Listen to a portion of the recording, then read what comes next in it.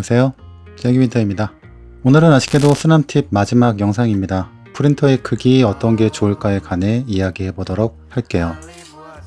물건을 살 때 이왕이면 크고 좋은 것을 사려고 하죠. PC는 다다익램, 자동차는 CC가 깡패, TV는 거거익선. 큰 걸 뽑을 수 있는데 안 뽑는 것과 못 뽑아서 안 뽑는 건 다르다 라는 말이 있습니다. 하지만 이 3D 프린터에서는 이야기가 좀 다른 것 같아요. 이유는 가장 먼저 프린터가 먹는 전기 때문입니다. 프린터 부품 중에 가장 많은 전기를 먹는 게 히팅 베드죠.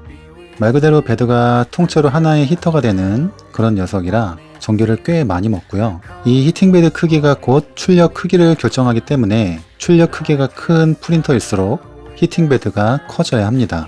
당연히 그 큰 베드를 뜨겁게 하기 위해선 더 많은 전기를 먹어야 하고요. 그런데 현존하는 프린터 대부분은 출력하고자 하는 모델링 크기가 얼마나던 간에 출력 시 히팅 베드의 모든 면적을 가열하게 됩니다. 즉 출력문의 크기가 손톱만 하던 손바닥만 하던 간에 출력 시간이 같으면 소모되는 전기의 양도 비슷하다는 뜻이에요. 만일 언젠간 큰 출력물을 뽑을지도 모른다는 알 수 없는 미래를 대비해서 넉넉하게 큰 프린터를 사놓고 정작 뽑는 건 주먹만한 것들이 다다 라고 한다면 쓸데없이 많은 전기요금을 내는 마치 비싼 돈 내고 뷔페집 가서 김밥 한 접시만 먹고 나오는 거랑 같은 거죠.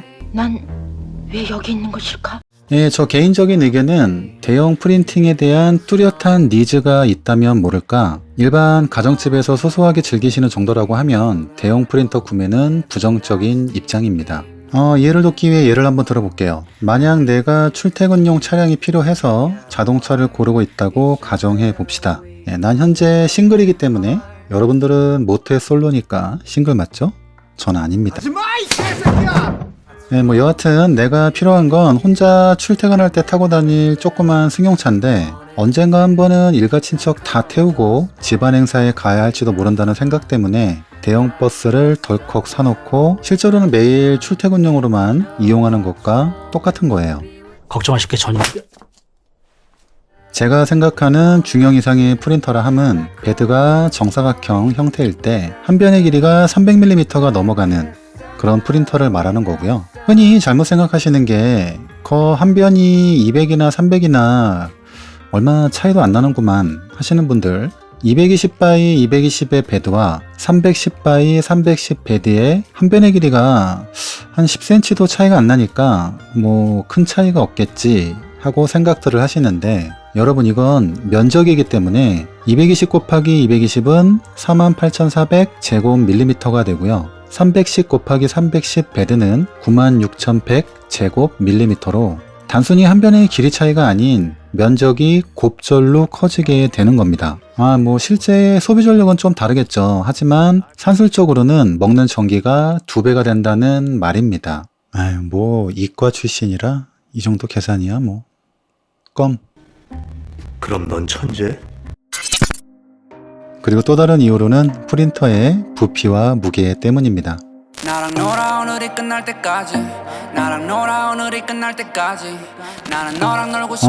프린터가 일정 부피 이상이 되면 같은 구조라도 전혀 다른 프린터가 된다는 겁니다. 그 넓은 헤드의 동선 모든 구간을 일정하고 정확하게 제어하기 위해서는 구조가 더욱 크고 튼튼해져야 하고 프린터 컨디션을 더욱 끌어올리셔서 관리해 주셔야 합니다. 즉 프린터 전체 부피와 무게가 급격하게 늘고 가격도 상승하고 프린터를 관리하는 스킬도 상당히 요구하게 된다는 뜻이에요. 여러분 어지간한 출력 크기 300x300 정도 되는 거는 남자 혼자 들기에도 버거울 정도의 무게고요. 그 크기는 펜션이나 호텔에 가보시면 왜 그 한 칸짜리 냉장고 있죠? 그 냉장고와 비슷하거나 더 큰 부피를 차지하기 때문에 실제로 받아보시고 너무 커서 당황하시는 경우도 많이 봤습니다. 그리고 제가 큰 프린터를 권장하지 않는 마지막 이유는 바로 출력 시간 때문입니다.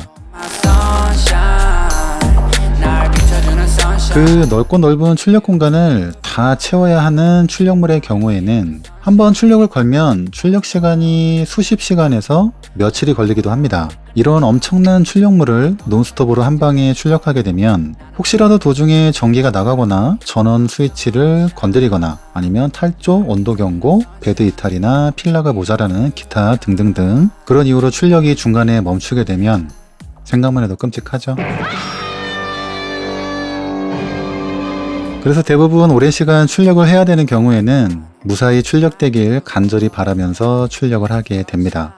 그리고 제 경우에는 출력 시 환기 문제 때문에 프린터가 있는 제 방의 방문은 닫고 창문을 활짝 열어놓거든요. 그리고 출력 중엔 제 방 출입은 원칙적으로 금지입니다. 근데 문제는 PC가 제 방에 있어요. 그래서 며칠씩 방을 폐쇄하는 건 좀 무리가 있고, 더군다나 요즘엔 이 코로나 때문에 재택이나 온라인 수업도 있어서 더욱 폐쇄하기 좀 그렇고요. 그래서 출력 시간이 너무 긴 건 아예 피하거나 그렇지 않으면 분할한 뒤에 나눠서 출력을 하게 됩니다. 대용 출력이 가능해도 하지 못하는 그런 상황인 거죠. 그렇기 때문에 제가 말한 이러한 이유들 충분히 감안하신 뒤에 신중하게 판단하시고, 내가 정말 큰 출력물을 자주 뽑을 예정이거나 아니면 뚜렷한 목적이 있는 경우라면 모를까? 그게 아니라면 가로 세로 한 220mm 정도 혹은 더 작은 프린터로 구매하셔서 효율적으로 프린터를 운영하시는 그런 똑소리 나는 우리 구독자 여러분들이 되시길 바라겠습니다.